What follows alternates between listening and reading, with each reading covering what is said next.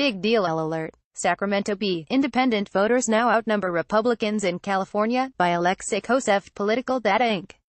On Tuesday released its latest count showing that voters registered with no party preference now outnumber Republicans by about 73,000 in California. The company regularly collects raw voter files from county registrars to maintain an updated database of the state's 19 million voters. http://bit.ly/2hola. California Republicans have been sliding into obscurity for some time. But this seems particularly ominous in the long term for House Republicans, who have 14 seats in California. Story continued below. The investigations. Big scoop. NYT's Mike Schmidt and Julie Hirschfeld Davis. Trump asked Sessions to retain control of Russia inquiry after his recusal. By the time Attorney General Jeff Sessions arrived at President Trump's Mar-a-Lago resort for dinner one Saturday evening in March 2017, he had been receiving the presidential silent treatment for 2 days. Mr. Sessions had flown to Florida because Mr. Trump was refusing to take his calls about a pressing decision on his travel ban. When they met, Mr. Trump was ready to talk, but not about the travel ban. His grievance was with Mr. Sessions. The president objected to his decision to recuse himself from the Russia investigation. Mr.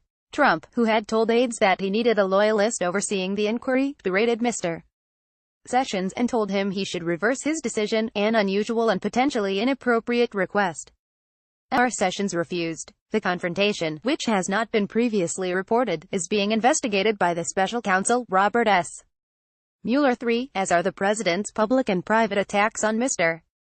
Sessions and efforts to get him to resign.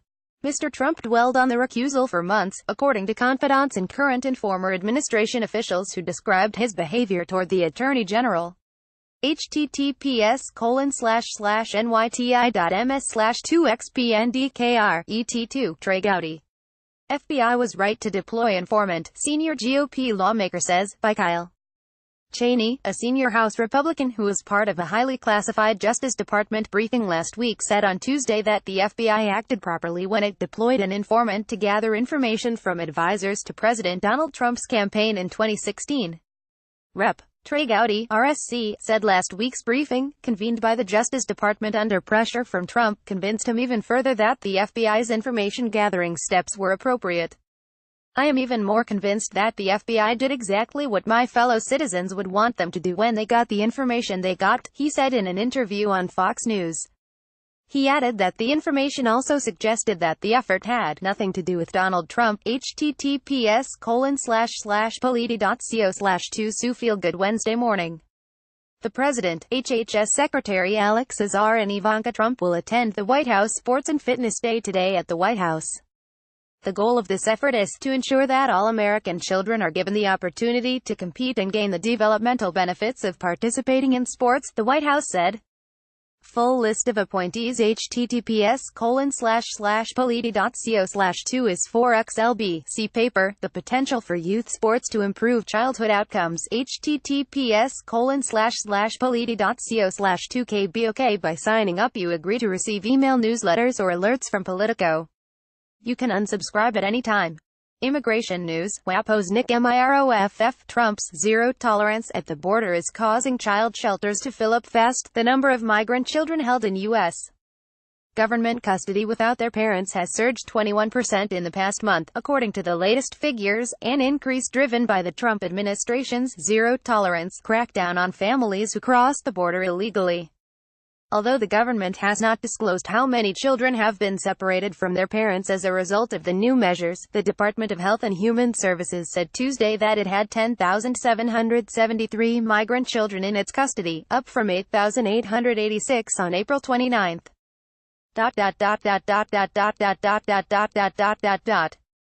Those shelters are at 95% capacity, an HHS official said Tuesday, and the agency is preparing to add potentially thousands of new bed spaces in the coming weeks.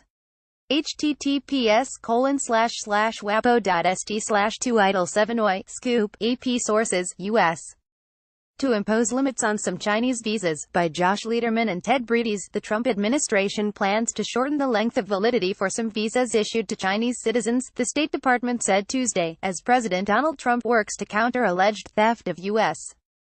intellectual property by Beijing. The changes begin June 11. The State Department said that under the new policy, U.S.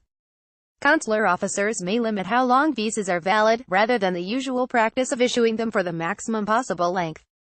See according to instructions sent to U.S. embassies and consulates, Chinese graduate students will be limited to one-year visas if they are studying in fields like robotics, aviation and high-tech manufacturing. http://bit.ly/2jan7z. This is the precise opposite position most Republicans have taken for years. Many lawmakers have said if foreign students come here to study math and science, they should staple a green card to their diploma. Why educate people and then ship them out, many have asked. Ross, trip in jeopardy. WSJ's Ling Wei and Yoko Kubota in Beijing. The White House's surprise decision to move forward with tariffs or other sanctions against China threatens to derail trade talks scheduled for this weekend, according to people with knowledge of the matter on both sides. A U.S. advance team was scheduled to arrive in Beijing Wednesday afternoon, the People said, ahead of Commerce Secretary Wilbur Ross's planned arrival on Saturday. Members of the U.S. team, consisting of staffers from the Commerce, Treasury, Agriculture and Energy departments and the Office of the U.S. Trade Representative, are set to meet with their Chinese counterparts to hammer out broad outlines of the talks, they said. But if the two sides fail to reach accord about issues to be discussed, Mr. Ross's trip could be cancelled, the People said. https://on.wsj.com/2cfe2**********, presented by ExxonMobil. Biofuels refined from algae could transform how we power the vehicles that move people and things. It's energy-rich and emits significantly less CO2 than most transportation fuels. And it doesn't compete with food and fresh water supplies. We're researching how to scale up algae biofuels production in a meaningful way. EnergyFactor.com *********************************************************************************************************************่. Trump revs up GOP outrage with an eye to midterms. President Donald Trump spreads misinformation. A lot of it. Really, a lot. But every once in a while he will come out guns blazing in defense of the truth, demanding corrections and consequence for spreading falsehoods told by others, and using incorrect news reports to undercut the media as a whole. He executed the well-practiced maneuver once again on Tuesday, seizing on images of detained migrant children in bare-bones holding areas that had been spread on Twitter to attack his immigration policies but turned out to have been taken in 2014 while President Barack Obama was still in office. In recent months, Trump has called for the firing of a Washington Post reporter over an inaccurate tweet, slammed the media for mischaracterizing his characterization of some immigrants as animals, and called for ABC to fire Brian Ross over an incorrect report concerning the Russia investigation. This kind of rhetoric is emerging as a central element of his 2018 and 2020 campaign strategies. Republican strategists, including officials behind Trump's re-election effort, are operating under the premise that Democrats will be plenty energized for the midterms and 2020 elections, and they largely see their job as helping the GOP match, or exceed, that energy. https://politi.co/2lh3zik1 race to watch how this plays out. The one Democrat, Heidi Heitkamp, one of the most endangered Democrats up for re-election in 2018, would be attending President Donald Trump's bill signing last week. They raced to stop it. Word eventually reached Senate Majority Leader Mitch McConnell, who has made unseating Heitkamp a top priority. He opted not to intervene, and the invitation stood, as the president signed a banking deregulation bill into law before a national audience. Heitkamp was right next to him, the only Democrat in the room.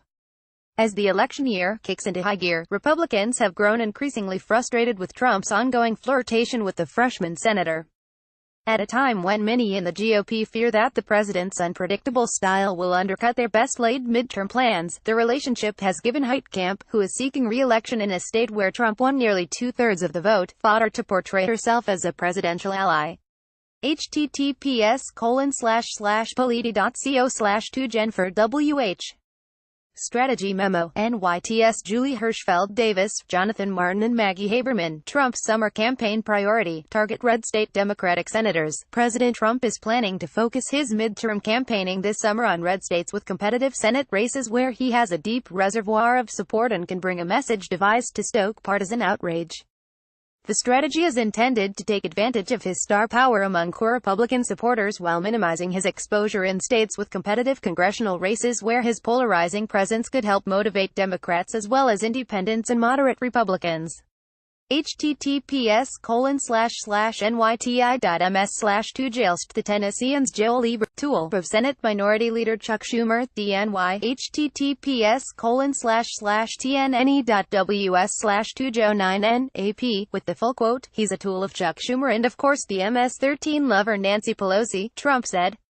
http://bit.ly/2i9wtx What Pelosi said, Mace, the President of the United States. Every day that you think you've seen it all, along comes another manifestation of why their policies are so inhumane and why we have to continue the debate.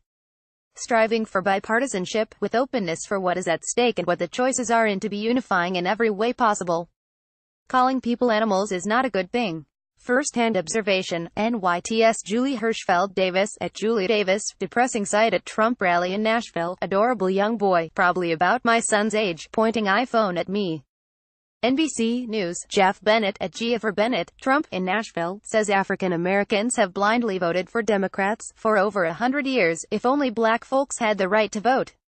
For that long. One area Trump has been unusually silent on, Roseanne Barr, the president hasn't tweeted or commented about the comedian getting fired for a racist tweet. If you'll recall, Trump took credit and even called Barr after the successful reboot of her ABC show, Roseanne, first aired. Sarah Huckabee Sanders also wouldn't discuss it, or how the president felt about the firing despite being pressed several times on Air Force One by reporters during a press gaggle.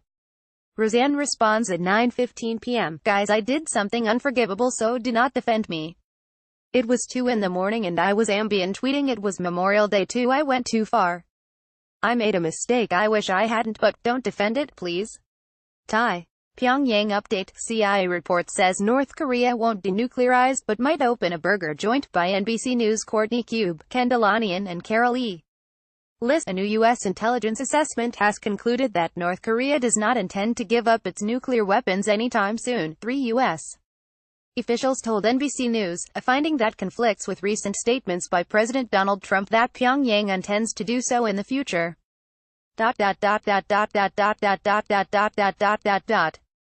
Everybody knows they are not going to denuclearize, said one intelligence official who read the report, which was circulated earlier this month, days before Trump canceled the originally scheduled summit. In an odd twist, a list of potential concessions by North Korea in the CIA analysis include the possibility that Kim Jong-un may consider offering to open a Western hamburger franchise in Pyongyang as a show of goodwill, according to 3 national security officials. https://nbcnews.to/2it scoop. Eliana Johnson, Trump bragged about classified Syria skirmish at fundraiser. The White House has tried to avoid discussing a February skirmish between U.S. troops and Russian mercenaries in Syria, but that didn't stop President Donald Trump from bragging about the Pentagon's performance at a recent closed-door fundraiser. The details of the battle remain classified, but speaking to donors in Midtown Manhattan last Wednesday, Trump said he was amazed by the performance of American F-18 pilots. He suggested that the strikes may have been as brief as 10 minutes and taken out 100 to 300 Russians, according to a person briefed on the president's remarks, which have not previously been reported. https://politi.co/2l6 Mania the Juice, first in Playbook, Miriam Sapiro, former deputy U.S. Trade Representative, and Bruce Haynes, co-founder of Purple Strategies, are the new bipartisan co-heads of a D.C. office for Sard Verbinnen, and will be managing directors of the firm and vice-chairs of the newly launched SVC Public Affairs practice. Big Money Watch, Women Vote, just disclosed spending $970,201 boosting a host of female candidates across the country. One of the candidates who benefited was Sarah Jacobs in California's 49th District. Irwin Jacobs, the founder of Qualcomm and Jacobs' grandfather, has given $1.25 million to the group.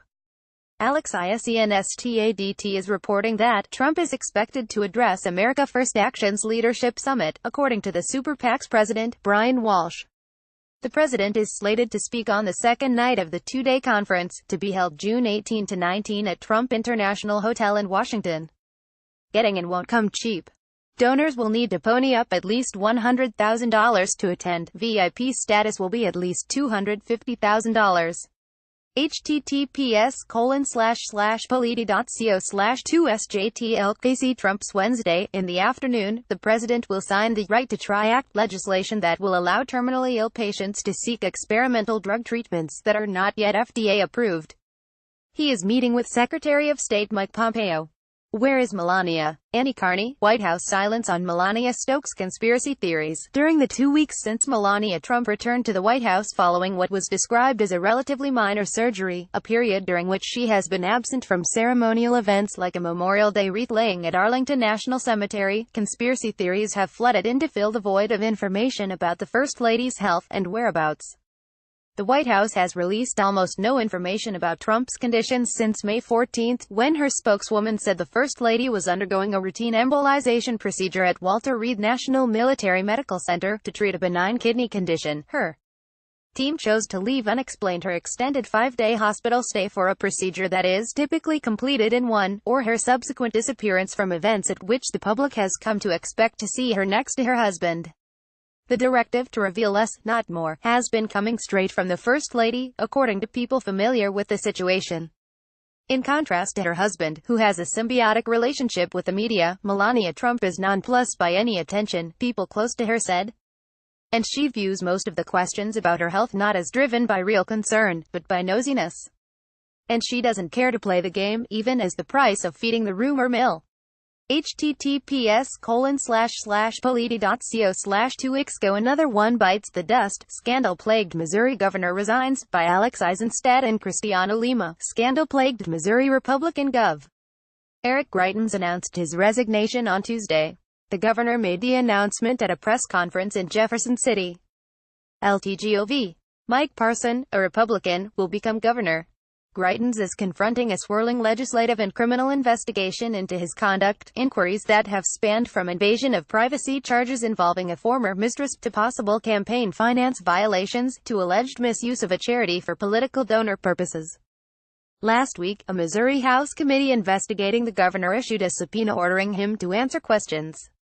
And earlier on Tuesday, a judge ordered a pro-Greitens outside political group to turn over documents that could show improper coordination with the governor's 2016 campaign committee.